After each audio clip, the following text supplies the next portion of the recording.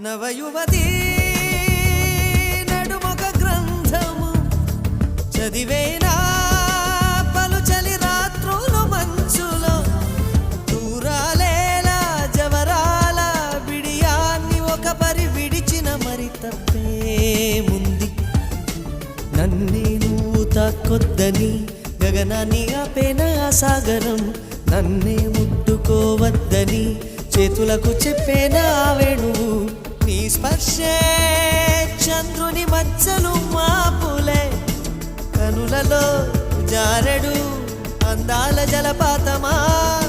నన్ను చేరగా ఎందుకు ఆలోచన నీ తలపు